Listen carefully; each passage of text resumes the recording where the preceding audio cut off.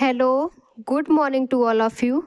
आप सभी का स्वागत है हमारे channel current affairs by Rashmi में। तो ये है हमारी डेली करंट अफेयर्स की सीरीज जो हम डिटेल में डिस्कस करेंगे। सबसे पहले आप हमारे चैनल को सब्सक्राइब कर लीजिए। आज है 7 जनवरी, आज क्लास स्टार्ट करते हैं। आपका जो आज का पहला क्वेश्चन है वो है आपका, जर्मन चांसलर का नाम क्या है जो 12 जनवरी 2026 को किसी एशियाई देश की पहली द्विपक्षीय यात्रा के लिए भारत आएंगे? तो उनका नाम है फ्रेडरिक मर्ज। नेक्स्ट क्वेश्चन है आपका, जनवरी 2026 को भारत के 77वें गणतंत्र दिवस समारोह में मुख्य अतिथि कौन होंगे? तो मुख्य अतिथि होंगे उर्सुला वान डेर लियोन जो यूरोपीय आयोग की अध्यक्ष हैं, और एंटोनियो कोस्टा जो यूरोपीय परिषद के अध्यक्ष हैं। नेक्स्ट क्वेश्चन है आपका, दक्षिणी ध्रुव पर पहुंचने वाली सबसे कम उम्र की भारतीय बनकर किसने इतिहास रचा है? तो वो है आपकी काम्या कार्तिकेयन जो 18 वर्ष की हैं। नेक्स्ट क्वेश्चन है आपका, केरल के पश्चिमी घाट में पाई जाने वाली किस दुर्लभ मेढक प्रजाति को हाल ही में शोधकर्ताओं ने विलुप्त होने के कगार पर बताया है? तो वो कौन सी प्रजाति है? तो वो है गैलेक्सी फ्रॉग जिसका वैज्ञानिक नाम है मेलानोबैट्राकस इंडिकस। नेक्स्ट क्वेश्चन है आपका, किस पूर्व विश्व बिलियर्ड्स चैंपियंस और भारतीय टीम के पूर्व मुख्य कोच का हाल ही में निधन हो गया है? तो वो कौन है? तो वो है मनोज कोठारी।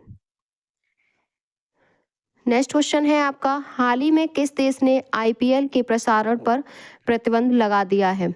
तो बांग्लादेश ने आईपीएल के प्रसारण पर प्रतिबंध लगा दिया है। नेक्स्ट क्वेश्चन है आपका,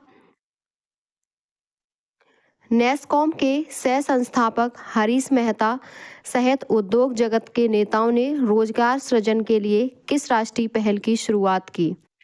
तो वो राष्ट्रीय पहल है 100 मिलियंस जॉब्स, 10 करोड़ नौकरियां।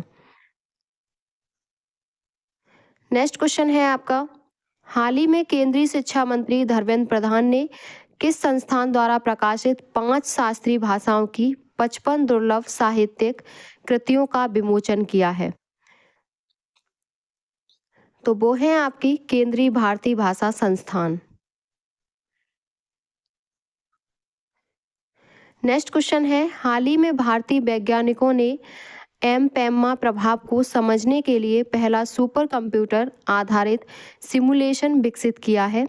यह प्रभाव किस घटना से संबंधित है? तो ये प्रभाव जो घटना से संबंधित है वो घटना है गर्म पानी का ठंडे पानी की तुलना में तेजी से जमना। नेक्स्ट क्वेश्चन है आपका, भारत ऊर्जा सप्ताह के चौथे संस्करण का आयोजन कहाँ पर किया जाएगा? तो वो आपका गोवा में किया जाएगा।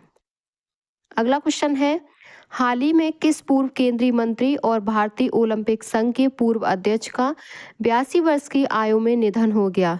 तो वो कौन है? तो वो है सुरेश कलमाड़ी। नेक्स्ट क्वेश्चन है आपका, हाल ही में भारत सौर सेल अंशांकन के लिए राष्ट्रीय प्राथमिक मानक सुविधा स्थापित करने वाला विश्व का कौन सा देश बन गया है? तो वो 5वां देश बन गया है भारत। अगला प्रश्न है आपका, भारतीय सेना ने वर्ष 2026 को किस विषय के रूप में घोषित किया है? भारतीय सेना ने वर्ष 2026 को किस विषय के रूप में घोषित किया है? तो वो विषय है नेटवर्किंग और डेटा सेंट्रिसिटी का वर्ष। नेक्स्ट क्वेश्चन है आपका, जस्टिस मिशन 2025 क्या है जो हाल ही में चर्चा में रहा?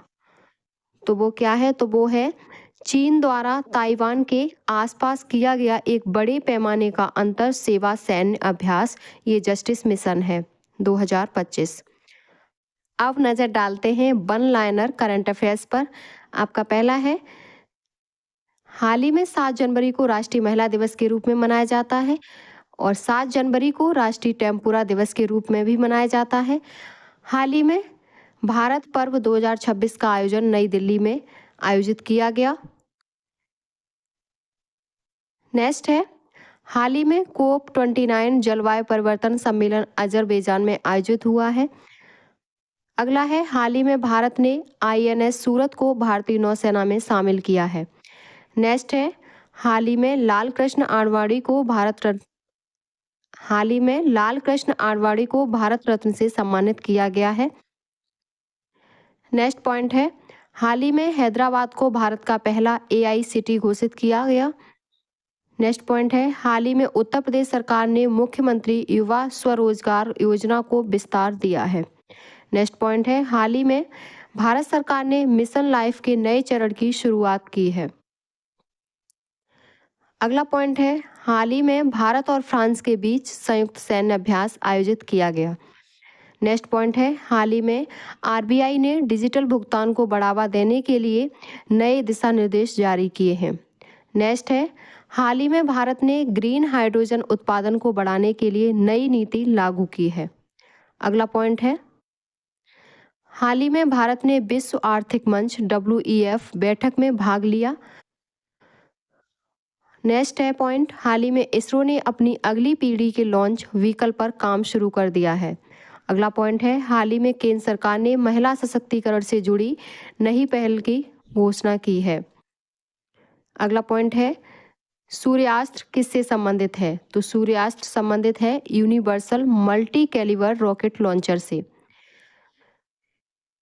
इसकी व्याख्या हम देखेंगे तो सूर्यास्त्र भारत का पहला made in India universal multi calibre rocket launcher है, जिसके लिए भारतीय सेना ने इजराइल के साथ समझौता किया है। ये सूर्यास्त्र है। अगला पॉइंट है आपका, भारत का पहला ट्रॉपिकल RAS आधारित रेनबो ट्राउट फार्म कहाँ शुरू किया गया? तो ये हैदराबाद में शुरू किया गया। इसकी व्याख्या देखेंगे। यह फार्म RAS तकनीकी पर आधारित है और इसे हैदराबाद में लॉन्च किया गया है। नेक्स्ट पॉइंट है, हाल ही में किस देश ने IPL के प्रसारण पर रोक लगाई है?